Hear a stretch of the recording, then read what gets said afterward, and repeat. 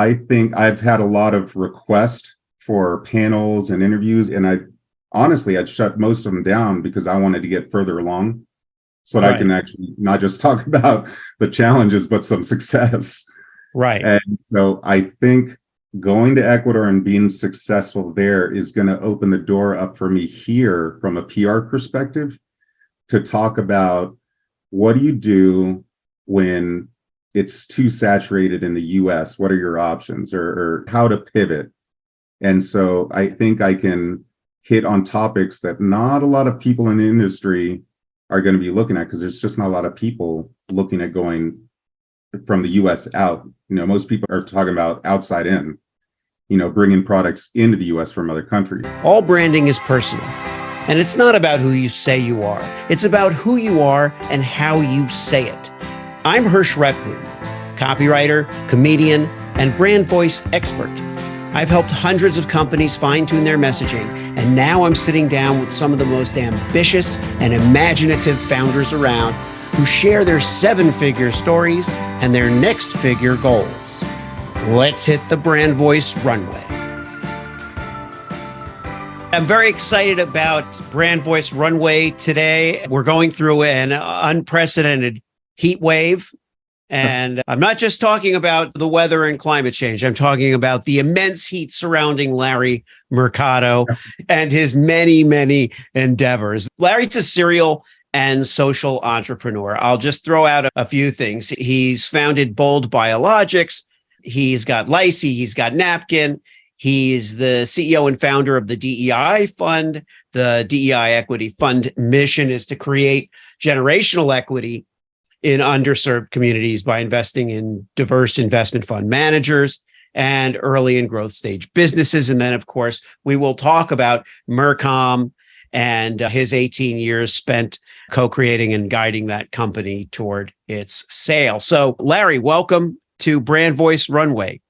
Thanks so much for having me. I appreciate it. I'm really excited to share some of my story. Hopefully some learning, some lessons learned. Well, I have it broken down into story, startups, lessons, and then the vision for the future.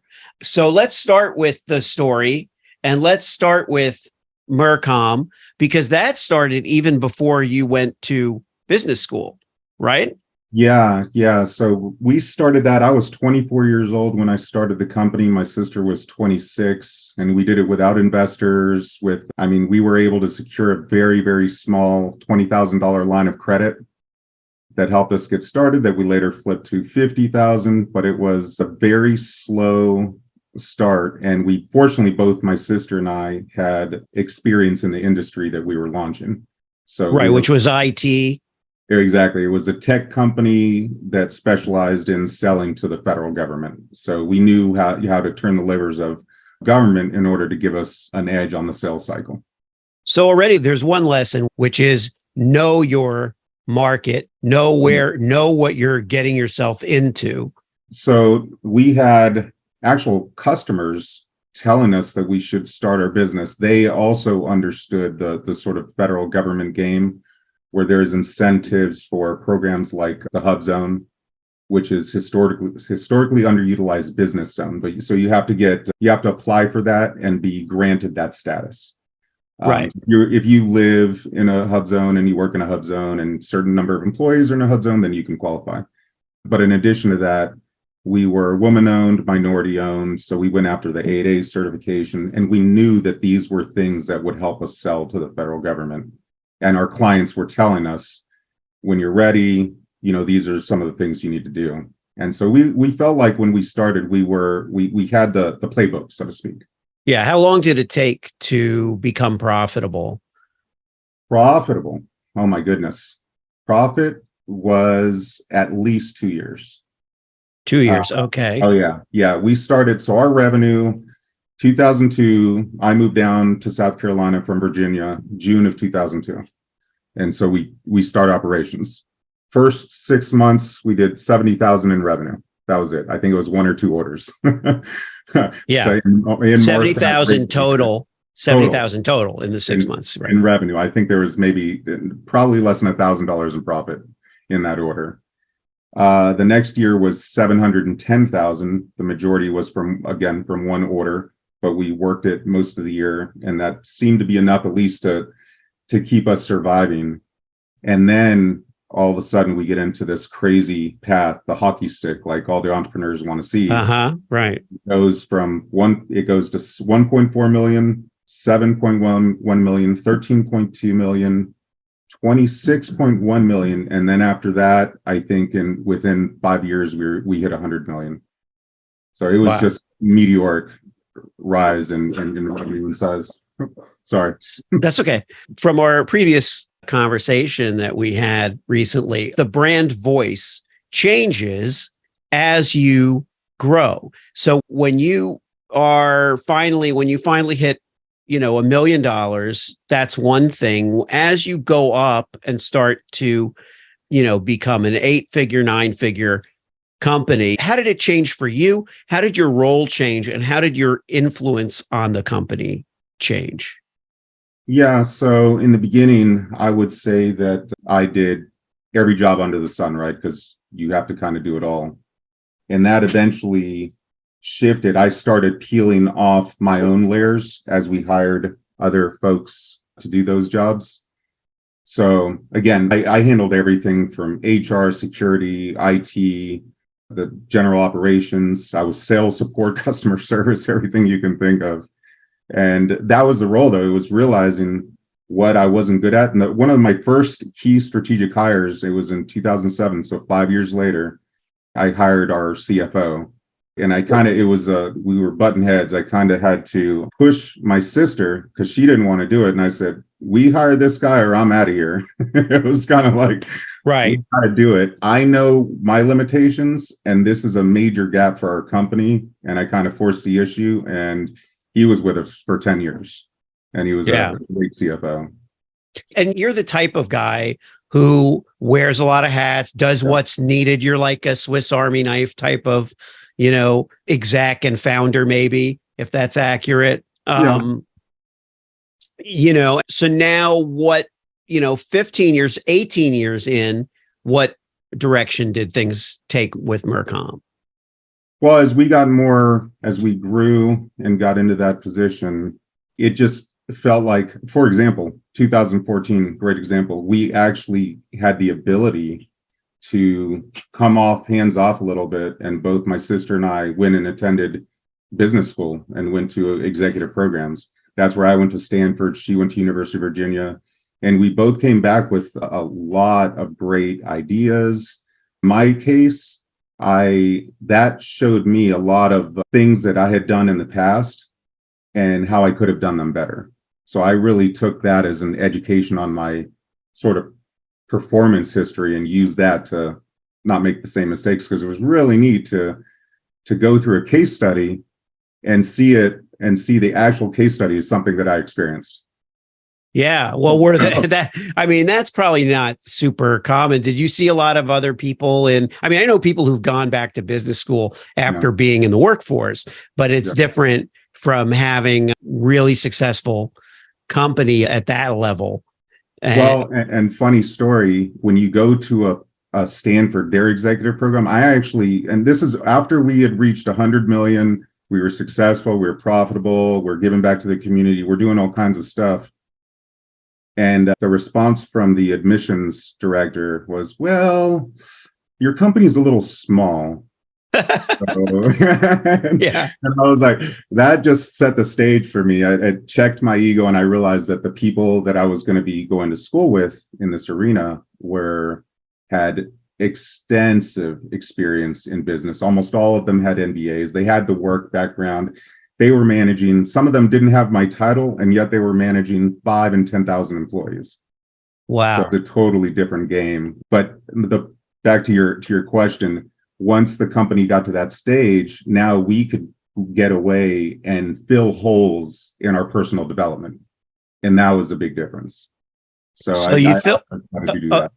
Go ahead. Sorry, what was the last thing? No, I was just really excited to be able to do that and then take those lessons back to the company and make changes.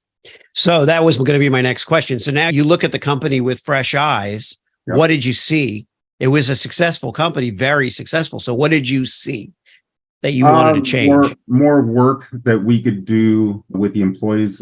One of the things that I love at Stanford, maybe other programs do this as well, but they're really breaking down human interaction, personality test, how to approach people, how to respond when you've been approached a certain way, and how to negotiate. There was a whole class on negotiate. And so all those things I could bring back, and I started to change the way I approached people and the way I behaved with them for the better. Because I started to realize that I needed to change my behavior in order to get better results. Even though we were getting good results, you can always improve, right? Yeah. So, well, that's a big part of it. So what happens after that with Mercom? Well, after that, we started to look at exit strategies. Again, some of the things that I learned over there, and we felt like it was time. And we started to shop the company. And eventually I ended up selling actually my shares to my sister, and she ended up selling subsequently a few years later all of her shares. But for me, I felt like it was a good time to get away, because that game, I don't know if everyone enjoys IT or federal government, but it's very strict. I had a TS clearance. I was ready to not live in that world anymore. And so I wanted to do some different types of businesses. And that's exactly what I ended up doing. I ended up getting into all kinds of different businesses, none of them like Mercom. Well, by the way, Larry, see what happens when you had this government clearance. See what happened to Oppenheimer when he tried to get his clearance renewed. If it's like that every time, I sure as hell don't want to go through it. Oh no, it's a complete pain. It's a pain in the butt, but I managed to get it first time through, and that's all that mattered. So before we move to Bold Biologix, tell me what happened when you went from 1.4 to 7.1 in terms of the company's image, self-image, and the image you wanted to present to your prospective clients. What did anything change? Yeah, well, in government, you have a lot of places where you have to, when you're trying to win a contract, you have to put past performance and show that you have been able to do that kind of work before. And so it's always a challenge because you have to massage old work, and almost like your own resume. Maybe your personal resume is not geared for a specific job, but you sort of change the wording so it looks like it fits a little better. We had to do a lot of the same stuff. And eventually, though, the name got around that we didn't have to sell ourselves anymore. The customer or the technical representative for the government or the contracting officer, they were doing the selling for us because they knew what kind of company we were. Yeah. So, your reputation preceded you at that point, which is what I think we all want. Now, tell the audience a little bit about Bold Biologix and then how you went about and why you went about launching that. So Bold Biologix is a CBD company, first and foremost, and it's primarily geared towards the health and wellness crowd, fitness freaks, people that really are looking at what they do with their bodies and what they put into their bodies. Right. Okay. The reason I started it is because as I learned when I sold my company, cannabis seemed to be a real area of interest and high growth potential, right? Because it's a very new industry. So you get in early into a new industry, and if you're successful, you have a really good chance to be uber successful, right? Because you're starting so early. And I chose the cannabis industry, and being in South Carolina, you kind of go THC, no THC, or you're going ancillary. In other words, you're not touching the product. Maybe you're doing accounting support or legal support, right, for the industry. I knew I wanted to actually touch the product. So being in South Carolina, I had to go the CBD, the non-THC route. Right. And two things I did that helped me really get started. I had a lot of business experience because of Mercom and because of being on boards and helping entrepreneurs, but I'd never started a CBD company. I'd never started a retail direct to consumer company. So first thing I did was attend multiple MJ BizCons. And actually I attended other shows as well. But MJ BizCon is the largest cannabis industry trade show in the world. Right. I said, what the hell? I'm not going to go into this and not have that part completely solid. my supply chain. And I was able to do that by going to the show. I met all of my suppliers there, and I was able to hire my lawyer, hire 3 companies to develop the products, an accountant, everything from that show.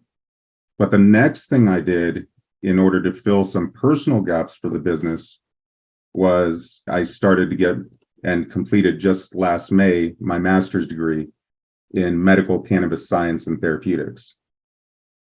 Master of Science. From the School of Pharmacy over there. Yeah. University of Maryland. Right. And yeah, I realized that I had the gaps in how can I explain on a cellular level how this is changing your body? And I really couldn't do that before. And if I did, it's probably filled with some mistakes and filled with hearsay from this person to that person that I met at MJ BizCon. The focus of our show is the brand voice, and is, what you do with your brand once you have a voice to share. So it seems like going into Bold Biologix, you were pretty clear on the message, right? Mm-hmm. But with cannabis, even with CBD, there's another hurdle to deal with when it comes to getting your message out and also being successful. So share a little about what your experience was and what you've confronted, what you continue to confront, because this is a young company anyway to begin with. And you hit the nail on the head with that. It's the obstacles, right? To get into the industry, and not just, again, from the THC or CBD perspective, very small things. When I went to start the company, I figured I'd be able to go ahead and get the website up, get the design up, do some mock-ups, do some pre-sales, and then I'd be good to go. Well, nope. I had to put the brakes on real quick when I found out that in order to open up an e-commerce site, the payment processors have their own requirements. Okay. And I think they're based in federal requirements, but in order to do it, I had to have product ready to go. So I had to invest in all of my product before I could even sell a single one. So I couldn't do mock-ups, I couldn't do pre-sales. I had to fully develop the product, have it, in its container, have it labeled, get a COA done, the certificate of analysis, to show that it's legit. And then after all that stuff, they would finally approve my website to sell. But it just messed up my timing and cost, because I was hoping that I could start generating revenue before I had to develop all the costs associated with it. Right. That was not the case. I had to front load all of those expenses because they just won't allow you to sell it. And it's specifically because it's CBD. Right. And no, go ahead. Well, that was an initial challenge, which I got through because I had the time and the resources. The one that still plagues me today, which I keep reading articles that things have changed, but the big places where you can market your product are Google, Facebook, a few other places, right? LinkedIn, even eBay, different platforms. All of those platforms have their own rules. And mind you, there's no federal requirement that they're responding to that makes them put these rules into place. They are choosing to protect themselves, right, from liability, I guess. Yeah. But bottom line is, I cannot go advertise my product on Google. I cannot go advertise my product on Facebook. I have to do it sort of in a different way. I can advertise that I'm doing a giveaway for my company in order to attract new clients, but I can't actually advertise that I'm selling CBD on those platforms. And so it makes it incredibly difficult, because every e-commerce store in the world, if they're successful, they're going to be doing advertising on one of those platforms. Yeah. All of them. And I can't touch them. Right.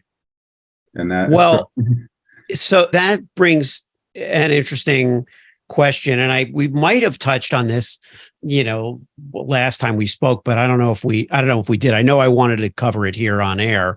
Is when you're trying to sell an image and you're trying to proliferate an image, but you can't advertise in the places you want to advertise, Yeah. Is growing your email list or growing your audience like what I would consider, privately, let's say, is that an option? Yeah, that's one of the only options, right? So you can beef up your SEO, you can really have a great looking website, and you can go that route where you're spending the money instead of on advertising in growing an email list where then you can do direct mailing. Yeah. And that is the recipe for CBD companies. That's exactly it, because those other channels are being blocked. Right. Mhm. So, okay, that's what I suspected that. But so now what problems I know what the problem we just talked about that it solves. So how have you been doing that? How is it working? All of that. It's still slow going, which is why I ended up doing a major pivot. I don't want to abandon the direct to consumer US sales because it's still the biggest market in the world for it. Right. The limitations are now there's a bunch of competition.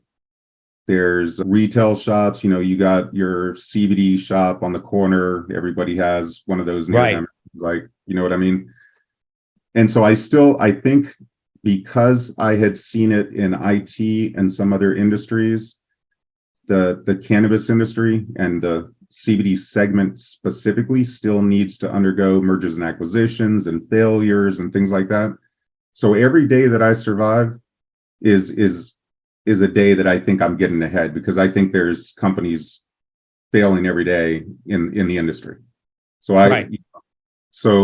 that's why I went on and did my pivot, because I didn't see an inexpensive way to continue with this market, right? The direct consumer in the US. I realized that I have an opportunity with my network to take my product and export it to other countries where they may have less competition. It's easier access. And in my case, I had connections down in Ecuador because of my company Napkin. And so now I'm on the final stage. I'm weeks away from sending product over to Ecuador, and we expect that that's going to be in the largest 2 pharmacy chains in the country. And if we're successful with this initial product launch, we plan to expand products and also expand into the 3 neighboring countries. Yeah. So to me, business is a good business potential, but I had to realize that, okay, it's saturated. There's still some changes that need to happen in the industry. What can I do? Where can I go? Who can I talk to get sales and make a difference? And I realized I had to think outside of the box and go outside the US. Right. And you're already envisioning, Peru, Chile, Argentina as the next stop. Yep. And it's obviously very exciting to think that the competition is not going to be as thick. You're going to be like one of a handful. Exactly.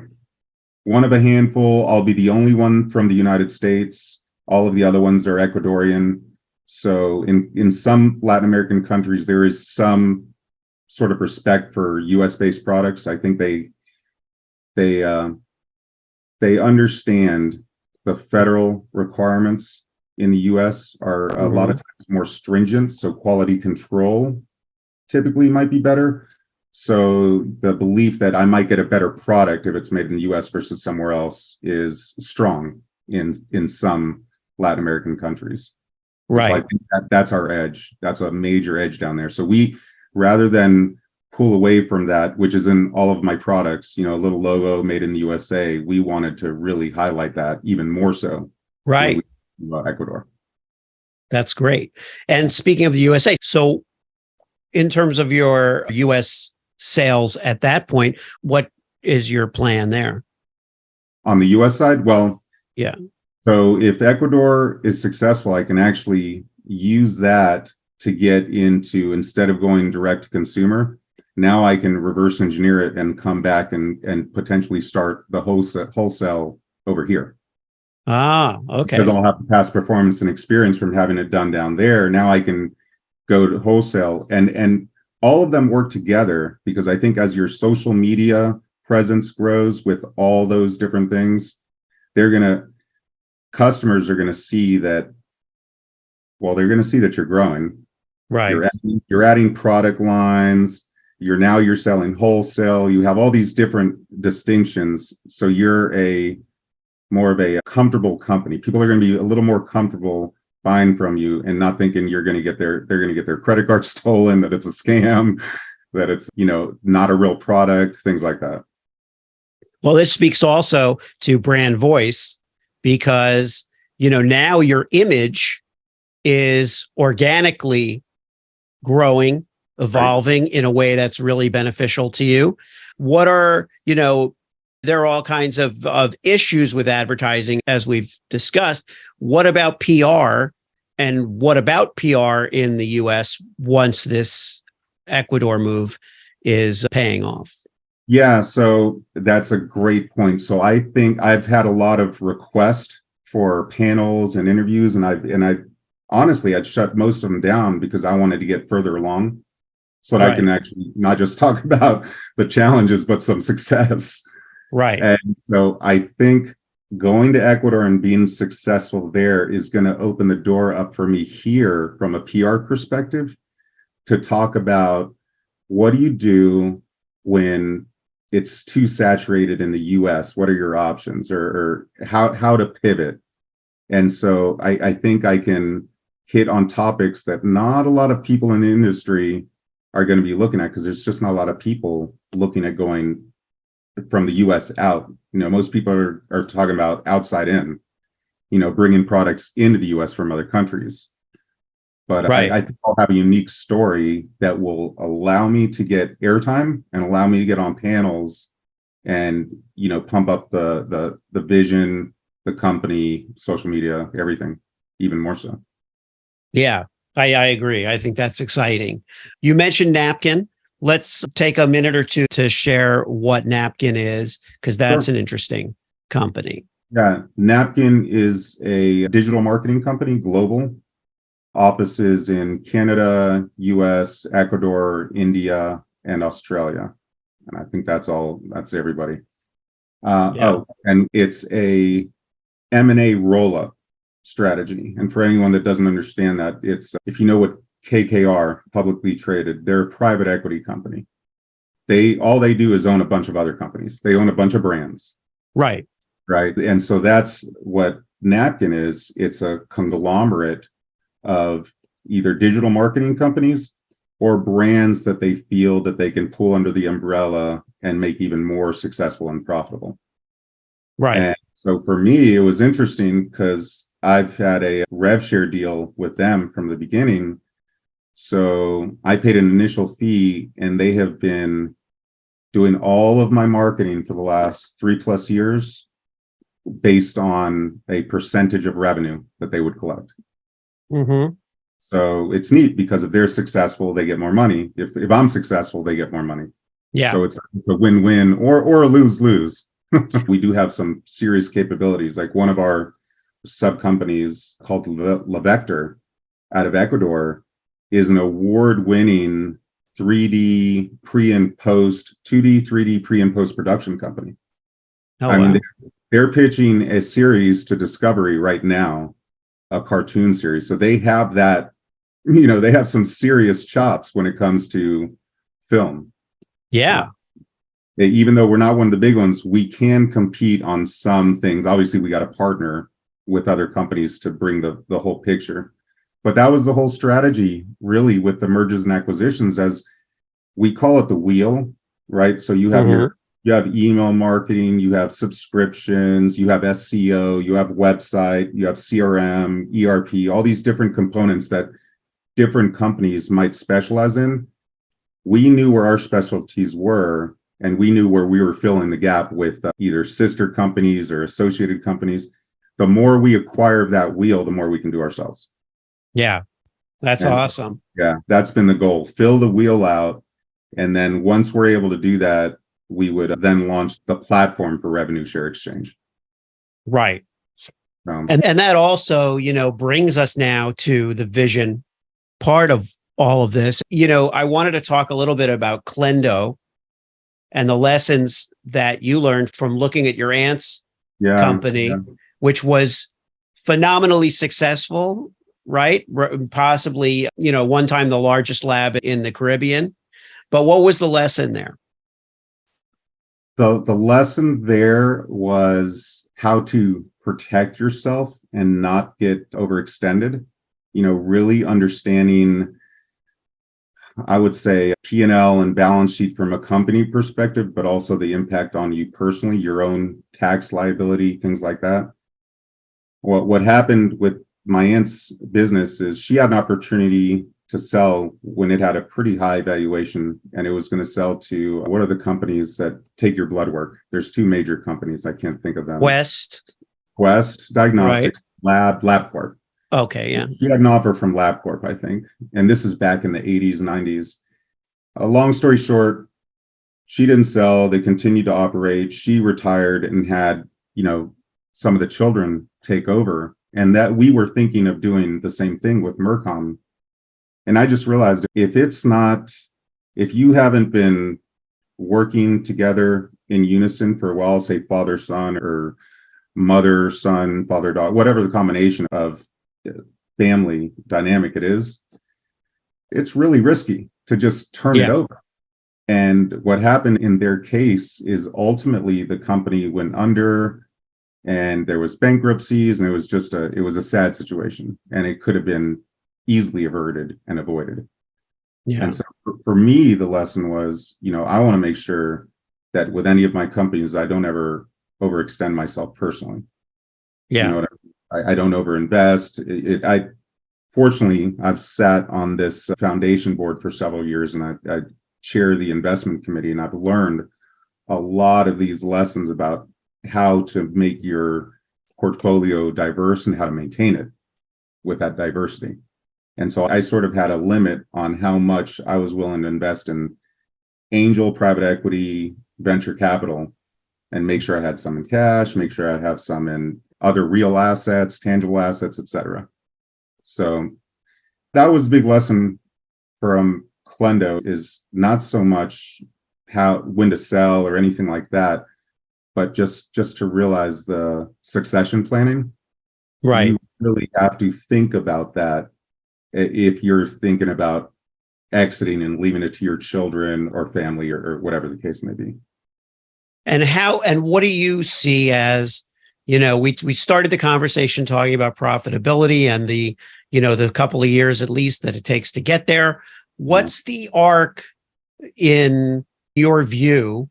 I don't know if it's the perfect arc, the traditional arc, if there is one. What's the arc for a company to grow, hit its stride, and then for the founder to start thinking about succession? When they start the company, they may not have their family even yet. They may have relatives, but that's true. But they may not have kids yet, or succession isn't always family. So what do you think? What's the arc? I think it's going to be different for each person based on their family. And, if you love what you're doing, you may never want to sell and never have a succession plan, and you pass away and the whole thing goes under, and you never cared about it that way. So what? Yeah. Great to be so dire, but yeah, the reality is that everyone's different. I knew in the case of Mercom, and I think my aunt in the case of Clendo, that I was getting tired of doing that kind of work. So I was starting to look for my exit. Mm-hmm. And I think if you, as an entrepreneur, if you get to a point where you're getting bored with your business, it's providing for you and you don't have to babysit it. You actually you've hired good people, and it's kind of just running on its own. You built the engine, let it run, so to speak. If you're getting to that point, then you probably need to start looking for an exit, because to me, it sounds like that's something you don't want to do anymore. Unless you feel like, hey, this is a cash cow and I can sit back and, on the lazy boy or on the beach and let it just run and keep pumping money. And That I'm sure that's the case for a lot of people. And it Yeah. just depends on your ambition. You know, you started the show talking about how I'm always have my hands in a bunch of different things, and Yeah. I'm never really bored. I'm always have different Right. projects. So that's never going to happen to me. I've always got the next project lined up if I wanted to exit a company over here. Yeah. So it's, again, to answer your question, it's very hard to say. It's very individual, I think. Yeah. The important thing is to probably, if we were to take a global takeaway, or what I take away from a lot of what you've been saying, Larry, is, keep your eye, keep some perspective on every step of what you're doing. Take a step back for every step you take forward, take a step away for a minute just to look at it, Exactly. and get your perspective, maintain your perspective, so that it isn't always, because there are those moments where everything's so hard charging, you have the vision, you don't want to stop to look up because you want to keep going, you want to get there, but there's going to be moments along the trajectory that you're going to need to take stock. Make sure you're not overextending yourself. Make sure that if you have taken outside money, make sure you're very aware of all of the lenders, particulars and the fine print and everything that's going on.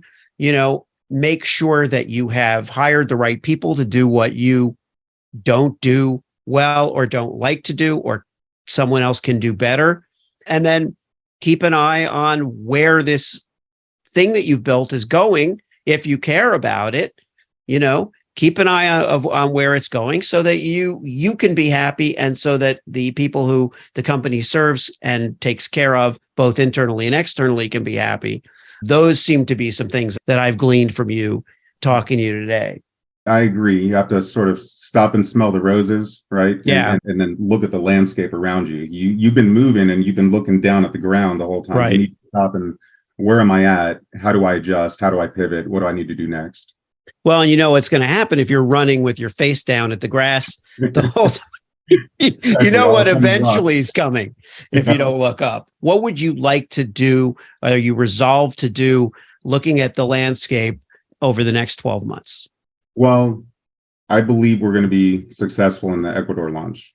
So this is related to Bold Biologix. Yeah. And it's getting ahead of the game. I think we've done a very good job of putting our stamp, our persona, this Be Bold, which is our campaign. Right. Be Bold campaign for the company.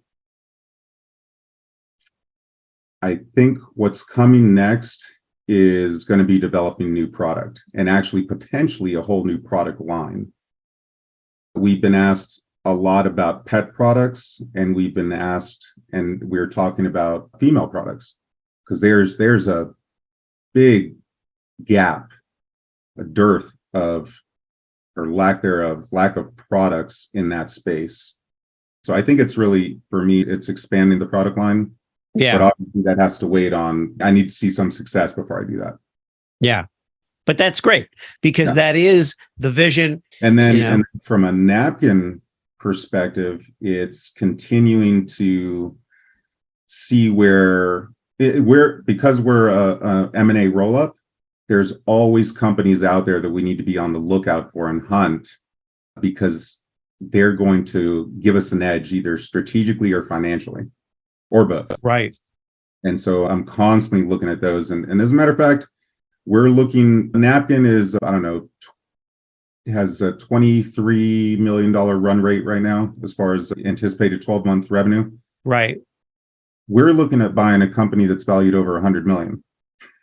Right. 5 times our size. Right.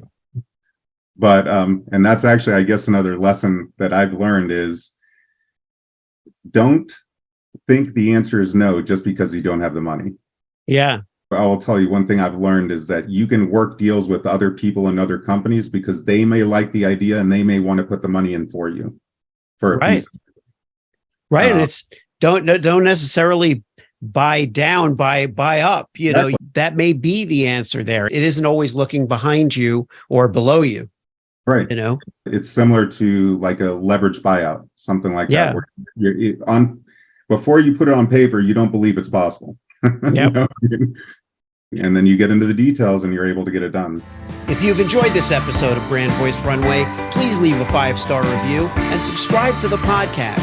The positive reinforcement keeps us going. Who am I kidding? Founders like us keep going regardless. Thanks so much for listening, and make tomorrow greater than today.